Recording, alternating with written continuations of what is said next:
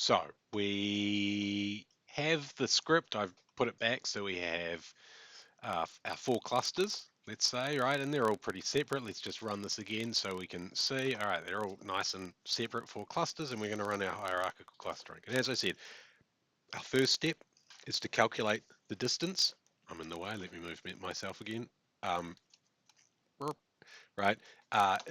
We calculate this distance, and for 99% of cases that you're ever going to deal with, the Euclidean distance is fine. There are other distances, and for certain things, they are very reasonable. So if your measurement is a real measurement where it looks like this graph here, you've got a normal distribution, you almost certainly want to be using a Euclidean distance. But sometimes if this is like, it has a lot of yes no answers in it, so all of the values are zeros and ones, um, Euclidean distances don't really work very well, and blah blah blah blah. We're not going to get into it. I'm not going to examine you, and I'm just saying, I mentioned this because it's important. Okay, so how do we do this? So the first thing we're going to do is calculate that distance, right? So we've got our data frame that we just made, we plotted it over there, and thankfully there is a very simple function. So we're going to make our, we can call it D for our distance matrix, and this is the dist of our data frame. You can even see, if you do this running this at home, you can see it's going to say method Euclidean, right? So there we go. Press enter, done. All right. And then we perform our hierarchical clustering. So we're going to HC is the variable that's going to hold the output of our HClust, hierarchical clustering. We're going to put in our distance matrix, not the original data frame. We put in the distance matrix, and we say, oh, method equals, what should we do? Let's do average, all right? It's offering complete. Complete is when we're clustering, we look at the furthest data point from each other. That is quite common, but we're just going to do this. We press enter. It's going to take no time at all. And then we can just go plot HC. Now, what I'm going to do is I'm going to put in another argument, which is the hang. No, it's not. It's not hang. It is literally hang. It's how far things hang down. You'll see in a second, right? I'm going to just go -1. Just trust me, you always want to do this, but I'll show you what happens if you don't. And we press enter, and here is our hierarchical clustering dendrogram. What are we looking at? Awful thing. All right. So let's think about this idea that we want a plot of how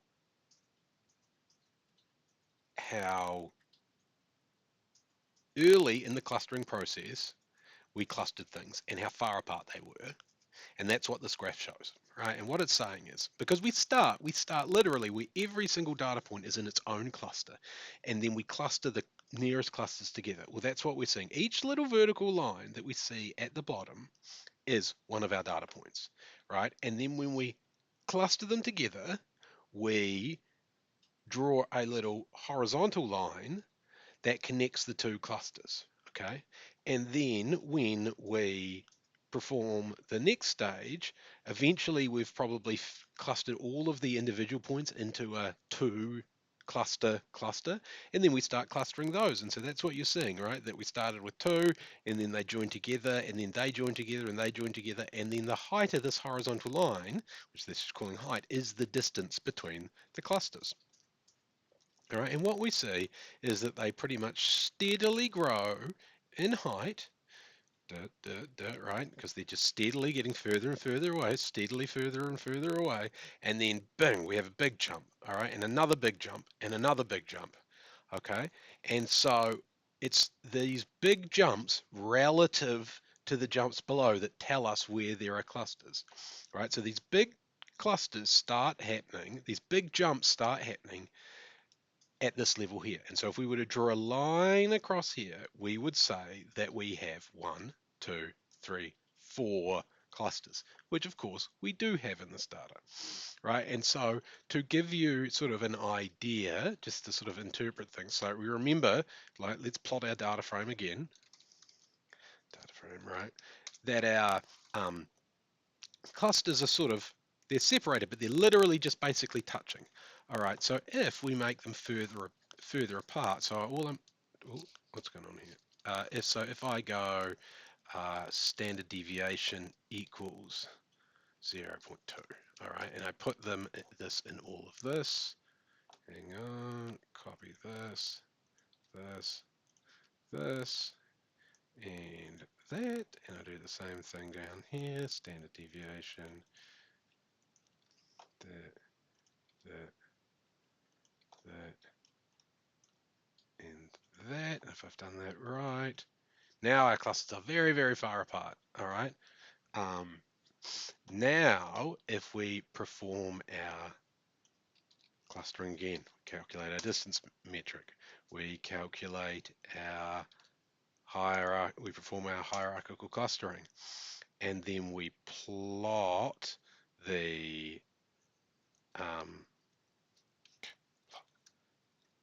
hierarchical clustering, and we say hang equals -1.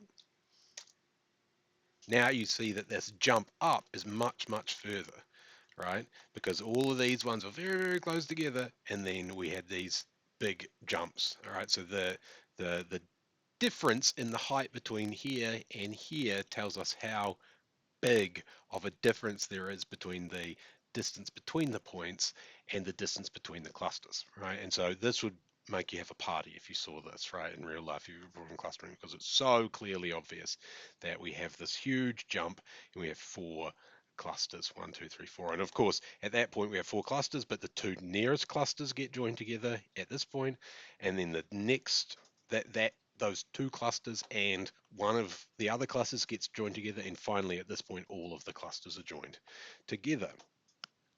All right, just for interest's sake, if we remove this and we just say plot hang, we get a graph that looks like this, right, where they all trickle down and looks very strange, right, and all of the, so that's why we always just do that. Now the other thing, right, we can do is, because we know that this has 4 clusters, we can go back, plot this with the hang of -1, and then we can go rect dot h clust. We put in our hierarchical clustering object and we say k equals 4, and then we say border. This sets the border color. You'd think they could just call it color like they have before, but they don't. And we want the colors to be 1 to 4. And we press enter. And there we see our clusters. So it's saying all of these data points are in the cluster 1, these are in cluster 2, these are in cluster 3, these are in cluster 4. And so that is hierarchical clustering. All right, so next time you're reading a paper and you see a dendrogram, now you know what you're looking at.